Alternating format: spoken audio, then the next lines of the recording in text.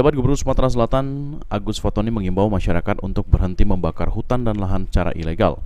Lantaran pembakaran hutan dan lahan memberikan dampak yang luas, baik bagi kesehatan maupun lingkungan.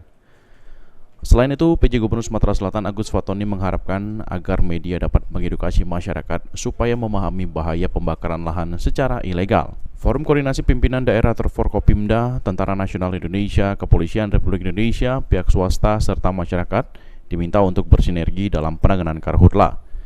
Kedepan, armada dan personel guna memaksimalkan upaya pemadaman karhutla di lapangan akan diperbanyak lantaran pola pemadaman karhutla dilakukan sudah terpantau dari udara. Upaya pemadaman masih perlu penambahan, baik dari segi peralatan maupun personel. Untuk mengatasi karhutla yang kini terjadi di Sumsel, proses pemadaman api seperti biasa. Yang pertama karena cuaca El Nino ya Pak Dirjen ya, cuaca panas ini kan rawan. Kalau hujan agak berbeda, pertama itu. Kedua, kondisi alam, gambut tadi. Gambut ini sudah panas gitu ya, kering, kemudian gambut sehingga mudah terbakar. Yang ketiga adalah perilaku. Nah ini, perilaku yang ketiga ini yang kita harus edukasi ke masyarakat. Masyarakat jangan membakar, ya, jangan membakar. Ada kebutuhan, oke, tetapi perilaku itu harus kita hentikan karena dampaknya sangat luas.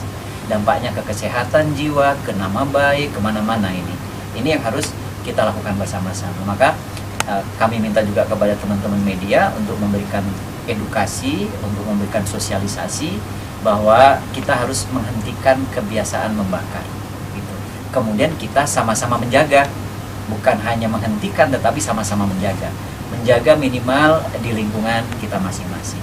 Kalau lingkungan sekitar kita sudah tidak, berarti semua lingkungan mudah-mudahan akan lebih aman. Oke. Aji Delia, PAL TV. Satu pesawat di Sumsel. Firman Hidayat, PAL TV.